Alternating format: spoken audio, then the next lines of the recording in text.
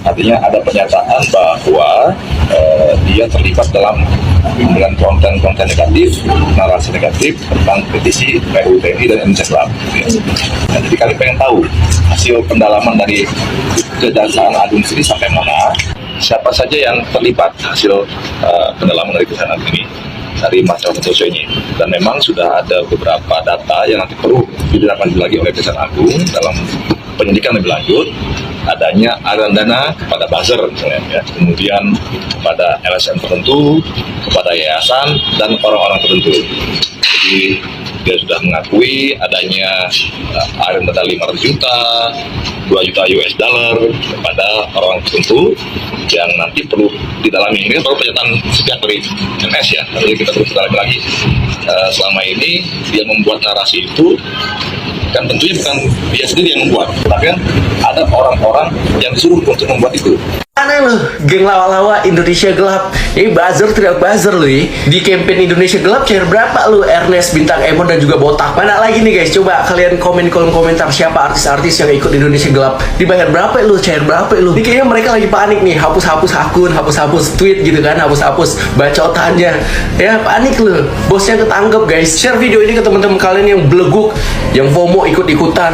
Ya jadi alah juga ini nih banyak nih sekarang mahasiswa tuh on gue nggak ngerti kenapa rusak. Tuh tanya tuh, lupa tuh tanya ke presiden mahasiswa lu cair berapa dia. Manfaatin kan kalian, dapat capeknya doang, dia yang dapat duit ya. Ya presiden mahasiswa kalian. Juga media-media sialan mana lu lihat tuh sana narasi nggak ada bahas Marcella Santoso di TikToknya. Juga ini nih ya, ini harus diperiksa nih Najwa Shihab nih, peringatan darurat lah Indonesia Gelap. Cair berapa lu dari uang koruptor. Juga si Abah Imam Mahdi palsu tuh senyum dia bahas Indonesia Gelap. Lu makan tuh uang haram ya anak-anak Abah, kalian buzzer tidak buzzer, kalian fitnah gue buzzer, ternyata kalian buzzer. Oh ternyata selama ini di balik kasus-kasus besar ada dia toh, Marcella Santoso, bos buzzer. Dalam dibalik isu istri Pak Jaksa Agung korupsi, Pak Febri Ardiansah, RUU TNI dan Indonesia Gelap, ternyata ya kan buzzernya itu Marcella loh ya. Dan sekarang nih orang terlibat kasus korupsi CPO 11,8 triliun. Gila emang ngeri ya, ternyata selama ini dalang dari semua kasus korupsi dan kericuan di Indonesia nih orang nih buzzernya nih.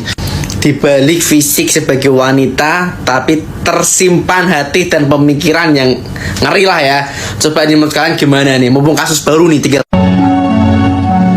Jadi kita rangkum, Marcella adalah pemegang kunci narasi kegaduhan nasional. Dari isu demo bayaran, hoaks tragedi nasional, penyerangan ke Jagung, hingga skenario konyol ijazah palsu, semuanya bermuara pada satu motif: menghancurkan legitimasi negara demi menyelamatkan kepentingan koruptor. Dia bukan aktivis, bukan pejuang demokrasi, bukan pembela rakyat. Dia agen kekacauan. Dia juru bicara dari sindikat mafia lama yang tak bisa hidup di era bersih dan transparan. Sudah cukup rakyat dipaksa menonton sandiwara busuk ini. Sudah terlalu lama publik dijadikan ladang eksperimen kebencian oleh elit tua yang takut kehilangan akses. Hari ini kita punya dua pilihan: diam dan biarkan bangsa ini diporak-porandakan oleh narasi murahan yang disusun para koruptor, atau melawan bukan dengan emosi tapi dengan kesadaran bahwa setiap hoaks, setiap fitnah, setiap postingan konyol ada motif kotor yang sedang bekerja di belakangnya. Dan Marcella Santoso, namamu akan tercatat bukan sebagai pahlawan demokrasi, tapi sebagai perancang kerusakan yang coba menyembunyikan kebusukan elit di balik topeng kepalsuan. Sekarang semuanya mulai terang benderang. Semua kepingan puzzle yang selama ini tersebar sekarang sudah tersusun rapi. Dan kesimpulannya, gegap gempita kegaduhan nasional ini memang bukan spontan, tapi dikonstruksi dengan sadar, dengan niat jahat, dan ya, dengan dana. Mereka bukan korban, mereka bukan rakyat biasa yang kecewa. Mereka adalah operator kegaduhan, para pesuruh dari elit frustrasi. Dan sekarang satu persatu topengnya jatuh. Coba tanya, berapa kali Roy Suryo muncul hanya ketika ada momen buat menghantam Jokowi? Ijazah, dia muncul. Kasus pelabuhan, dia muncul. Isu Gibran, dia nyamber. Dan lucunya selalu dengan gaya tahu segalanya des, padahal datanya kosong. Fungsinya jelas, lempar isu, bangun narasi, lalu serahkan ke buzzer buat amplifikasi. Tapi sekarang, nyonyor, data gagal. Kredibilitas jeblok. Fakta hukum bantai semua omongannya. Tifa ini pakai baju demokrasi, tapi kerjaannya justru ngebom opini publik. Dia muncul seolah mewakili suara perempuan intelektual, padahal gerakannya terstruktur banget. Dia amplifikasi isu otoriter. Dia bangun narasi kembalinya Orde Baru. Lalu mainkan kartu HAM dan minoritas supaya sentimen bisa dipancing keluar. Tapi di belakang, terindikasi kuat ada aliran komunikasi dengan tokoh-tokoh politik oposisi yang kecewa berat. Dan sekarang, rakyat makin cerdas. Salam waras. Indonesia gelap. Itu adalah sebuah permainan dari kelompok Wilmar. Wilmar ini adalah pemegang produsen dari minyak, grup minyak kelapa ya, minyak sayur ya. Jadi mereka ini merekayasa membuat laporan bahwa pasokan untuk di Indonesia ini sudah memenuhi, jadi mereka bisa menjual minyak-minyak itu ke luar negeri dengan harga yang tinggi. Tapi kenyataannya minyak di Indonesia itu stoknya itu belum mencukupi. Jadi banyak masyarakat, ibu-ibu terutama itu antri ya, beli minyak itu antri itu kayak beli apa itu, kelangkaan minyak. Nah, ini akhirnya terbongkar. Nah, dengan terbongkarnya kasus ini, maka dia memakai pengacara. Pengacaranya yaitulah Marcella Santoso yang membuat Indonesia gelap. Jadi Marcella Santoso ini mengkoordinir demo-demo, membuat framing-framing bahwa pemerintahan ini dalam masalah, bahwa pejabat-pejabat dari Kejagung ini ada masalah pribadi. Jadi akhirnya masyarakat terpecah untuk melihat kasus ini. Ada yang pro dan kontra. Tapi yang pro kontra itu pastilah yang membela Indonesia gelap ini, yang merestui demo-demo Indonesia gelap ini adalah mereka yang ingin merusak negara kesatuan Republik Indonesia ini.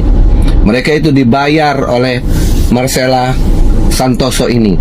Mungkin juga termasuk juga saya dan yakin itu adalah TPUA yang sangat gencar melancarkan Indonesia gelap. Dan juga Mahasewa. Tuh mana mahasiswa yang koar-koar bahwa Indonesia gelap, Indonesia gelap. Anda itu dibayar. Dan sudah jelas Anda ini akan merusak negara kesatuan Republik Indonesia, merusak tatanan negara, melegalkan suatu tindakan korupsi yang akan memiskinkan rakyat Indonesia. Kasihan itu ibu-ibu antri minyak untuk membeli minyak untuk membuat masakan di rumahnya. Tapi Anda dengan lantangnya membuat Indonesia gelap. Makan tuh gelap Anda. Jadi memang sudah nyata ya bahwa demo-demo yang sekarang ini ditunggangi oleh politik-politik yang sangat bejat ya, yang sangat tidak bermoral. Saya yakin TPUA ini salah satu kaki tangan dari Marcella Santoso, karena tidak masuk akal sekali ingin menjatuhkan Jokowi dengan ijazah palsunya. Dan mohon kepada kepolisian dan Kejaksaan Agung untuk menelusuri lebih dalam lagi peran dari Marcella Santoso dan kaitannya dengan TPUA ini. Pada kenyataannya ya, si Egy Nurjana itu sekarang kemana? Sembunyi kan? Tidak menampakkan dirinya. Seberapa banyak sih uang Egy Nurjana? Dia bisa sembunyi di Malaysia itu ya dengan alasan berobat. Nah, kalau sekarang itu bela tuh yang Anda agung-agungkan TPUA yang katanya membela aktivis dan ulama, ternyata dia itu membela para bohir-bohir yang akan menghancurkan Indonesia. Sudah ketahuan kan? Jadi buat yang akun-akun bodong yang hanya isinya 10 yang di privat, enyah kalian. Kalaupun kalian komen di akun saya, tidak akan respon, karena orang-orang ini yang merusak tatanan negara Republik Indonesia. Jadi buat netizen, cerdas-cerdas lah ya.